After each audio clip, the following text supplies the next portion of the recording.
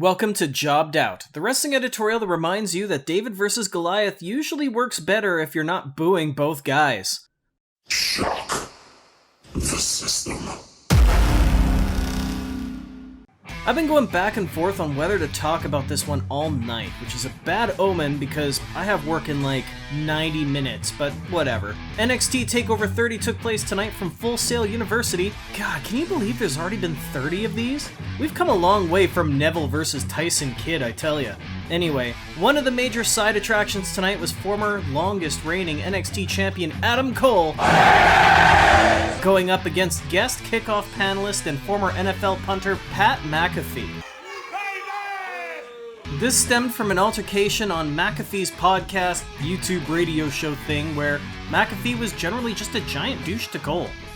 That was another video, in fact, that I went back and forth on making, but that one I decided to scrap because when I talk about football on this channel, it goes over about as well as when I talk about hot sauce. Anyway, with supposedly only a few weeks of training and build-up where it seemed everybody forgot who's supposed to be the face and who's the heel, these two gave us a near 20-minute match and it was very good, and that pisses me off. I won't get into too much detail on it, but it began with a promo where Pat McAfee, lifelong wrestling fan who supposedly respects the industry and is only really here because he likes to call Adam Cole short, decided to open up by calling everyone watching in the arena and at home stooges. Stooges, Pat McAfee speaking. Nice one, bruh. Anyway, McAfee, who, again, I need to remind you, is a retired football player and not a wrestler, anybody who's even worked the indies before tonight, comes out with a crew of people wearing shirts specifically to antagonize Cole, and the two lock up. Seriously, collar and elbow, I swear to God this brought out the Jim Cornette in me. If you have a blood feud between two guys, one of which isn't a wrestler, why the hell would you start with a lockup? The fact that these two didn't just walk right up and slap each other is an insult to the business. Half of the match was basically Adam Cole, the guy who was on top of the NXT brand for over a year as its top heel by the way, selling for the guy who trained for a couple of weeks. Much of the match was actually what you would see in a training school skirmish, right down to the dive outside onto all the flunkies. But I will say this, McAfee showed some real athleticism and they told a very good story, just not the one you're supposed to tell. It took them 9 minutes before anybody even slapped each other or got into a proper fight, and I just can't understand why. And I'm pissed off that this wasn't a sloppy brawl that clearly exposed McAfee as a non-wrestler. I'm pissed off that now, once again, you know that anybody can walk into the WWE Performance Center and be just as good as the superstars that are supposed to be on top of this industry. In the end, the right person won. Clean, I should add. But the fact that the match turned out the way that it did, I feel just leaves a bad taste in my mouth.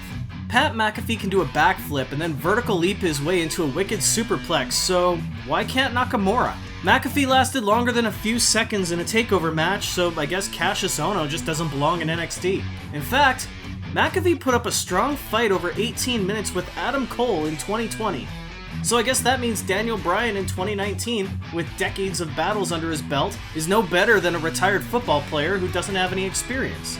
Bam Bam Bigelow brought Lawrence Taylor to a hell of a match at WrestleMania 11, but the story that they told was that Taylor was a non-wrestler. He was a fan who got roped into a battle with a bigger, badder man. The bad guy, I should point out. So you rooted for Lawrence Taylor to overcome. McAfee was a douche who acted like a douche on commentary and then acted like a douche on his YouTube show before acting like a douche on NXT, leading to him acting like a douche here. Even the planted fans in the building were booing him and cheering for Adam Cole, because at least Adam Cole was their guy. The man who they had been booing for 2 years was at least somebody they could relate to, who put the same blood, sweat, and tears into this business, somebody they could sympathize with and get behind.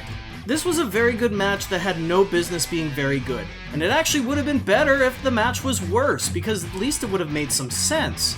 I will give them this though, still like Pat McAfee better than Gronk. Rob Gronkowski! All eyes on me.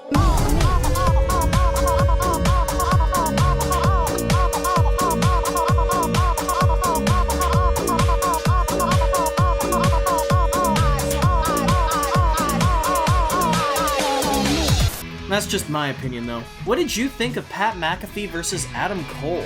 Who were you cheering for before this match started, and did they tell a story well, or do you think they went off the rails? Let me know what you think in the comments section, and be sure to subscribe to the channel for more, because I want you to be a part of the conversation too.